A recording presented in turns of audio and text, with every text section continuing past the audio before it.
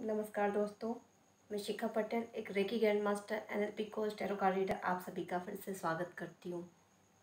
दोस्तों, बहुत सारे मेरे व्यूअर्स हैं जो अपनी हेल्थ को लेके परेशान हैं और वो चाहते हैं कि हेल्थ को ठीक करने का कुछ तरीका बताया जाए। क्या वो तरीका लॉ ऑफ अट्रैक्शन में है, वो ये भी जानना चाहते हैं। तो मैं एक बात आपको बता दूं, लॉ ऑफ अट्रैक्शन है या कोई भी थेरेपी है, हेल्थ के लिए तो आप ही जिम्मेदार हैं। जी हाँ, हेल्थ को इनवाइट हम ही ने किया है, तो जो चीज़ हमने इनवाइट की है उसको बाहर निकालने का काम भी हमारा ही है।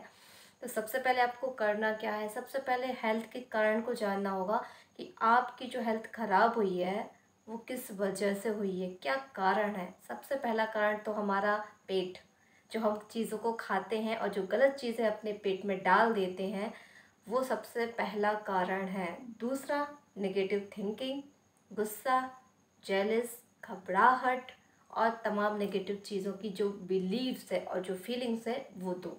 सबसे इम्पॉर्टेंट दोनों चीज़ों पे कंट्रोल करना है तो आपकी 50% हेल्थ वैसे ही ठीक हो जाएगी। सबसे पहले आप सकारात्मक सोचना शुरू करिए और अपनी डाइट में देखिए कि आप क्या गलत ले रहे हैं। अब गलत में क्या है? यदि आप गेहूं की रोटी ले रहे हैं वो भी गलत है।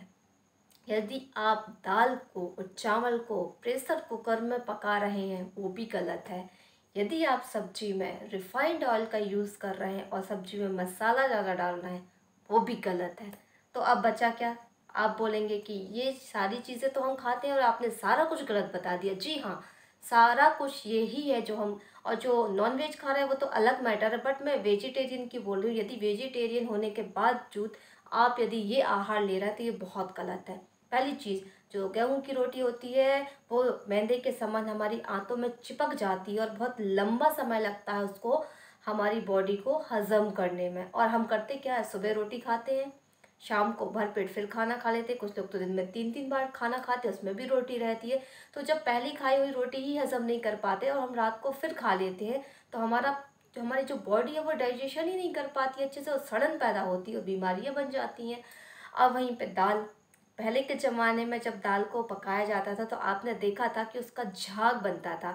जी हाँ, झाग को जो बनता था जो ऊपर, उसको निकाल के अलग कर दिया जाता था और उसको आँच में पकने दिया जाता था। अब क्या, अब झाग बनता है क्या? प्रेशर कुकर में सीटी आती है और दाल और चावल आपके पक जाते हैं। तो वो अंदर तक पके हुए नहीं होते और उसको हज़म करने में हमारी बॉडी को बहुत सारी एनर्जी वेस्ट करनी पड़ती है और ढंग से उसको हज़म भी हमारी बॉडी नहीं कर पाती, क्योंकि उसका झाग नहीं निकलता। तो उससे यूरिक एसिड जो होता है हमारी बॉडी में बनने लगता है, जिससे कि जॉइंट पेन की प्रॉब्लम शुरू हो जाती है। तो ये तरीका भी गलत है। ठीक है, अब पहले शुद्ध सरसों का तेल, तिल्ली का तेल यूज़ किया जाता था, बट अब रिफाइंड ऑयल यूज़ किया जाता है जो कि बहुत नुकसानदायक है। अब उस पर पहले जो डिली वाले नमक आते थे, जो टिगली वाले, वो यूज़ किए जाते थे। अब तो आयोडीन के नाम पे पता नहीं कितने केमिकल वाले नमक आ रहे हैं। तो आप सेंधा नमक का यूज़ करिए और उसमें शुद्ध सरसों का तेल, तिल का तेल, जो भी शुद्ध आपको मिलता है वो यूज़ करिए और कम से कम डालिए, कम ऑयल और कम मसाले की सब्जी खाइए। सलाद भरपूर लीजिए, जो हमारी डाइट है हम उसको नहीं लेते, उसके अलावा जो डाइट नहीं है उसको हम बहुत लेते। तो सलाद को भरपूर मात्रा में आप खाइए। उसके बाद आप खाने में जो भी आपको मिलता है उसको खाइए। फ्रूट्स की मात्रा बहुत ज़्यादा बढ़ा दीजिए, नाश्ते में फ्रूट्स, सैलेड, अंकुरित दालों की मात्रा बढ़ा दीजिए, आपकी बॉडी क्लींजिंग शुरू हो जाएगी। गुनगुना पानी दिन में 2-3 बार दवा के रूप में पिए, उसको चार्ज करिए, उसको अफर्मेशन दीजिए। जो भी प्रॉब्लम है उसको ठीक करने के लिए पानी को चार्ज करके पीजिए, डाइट को चेंज करिए, प्राकृतिक आहार पे आइए। 50 से 60% आपकी बीमारी बहुत ही जल्दी ठीक हो जाएगी। आप इतना तो करके देखिए, आपने दवा बहुत करा ली, ट्रीटमेंट करा लिया, आपके घर में इतनी सारी दवाएं रखी हैं, उसके बाद भी आपको गैस्ट्रिक प्रॉब्लम है, आपकी बीमारियां कंट्रोल नहीं हो रही, आप डिप्रेशन के शिकार हो रहे हैं, आपको डर है कि कहीं बड़ी बीमारी ना हो जाए, तो कुछ मत करिए। आप डीप ब्रीथिंग शुरू करिए। मॉर्निंग में शुद्ध हवा, ताज़ी हवा जिसमें ऑक्सीजन शुद्ध मात्रा में होता है। आपकी बॉडी में ऑक्सीजन की कमी हो जाती है, इसलिए भी हम बीमार पड़ते हैं। आप ऑक्सीजन को लेना शुरू तो करिए। शुद्ध वायु को जब ग्रहण आप करेंगे, थोड़ी सी एक्सरसाइज करेंगे, डाइट में बदलाव लेकर आएंगे और साथ में अपने ब्रेन को खुश रखेंगे, तो आपको आपकी बीमारी बहुत जल्दी कंट्रोल में आते हुए नज़र आएगी।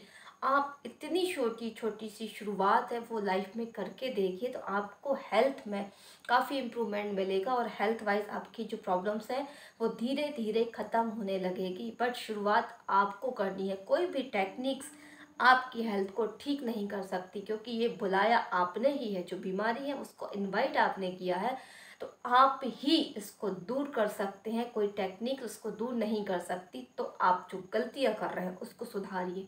डाइट, पॉजिटिव थिंकिंग, थोड़ी सी डीप ब्रीथिंग और थोड़ी सी एक्सरसाइज, बस ये 4 चीज़ें काफ़ी है आपकी बीमारी को कम करने के लिए। उम्मीद है जानकारी अच्छी लगी होगी। जानकारी अच्छी लगी है तो अपनी लाइफ में थोड़े छोटे छोटे चेंजेस लेकर आइए और अपनी लाइफ को हेल्दी बनाइए। आप सभी स्वस्थ रहें, सुखी रहें, संपन्न रहें अपनी लाइफ में, यही मैं ईश्वर से प्रार्थना करती हूँ। आप सभी दोस्तों का बहुत बहुत धन्यवाद। प्रणाम।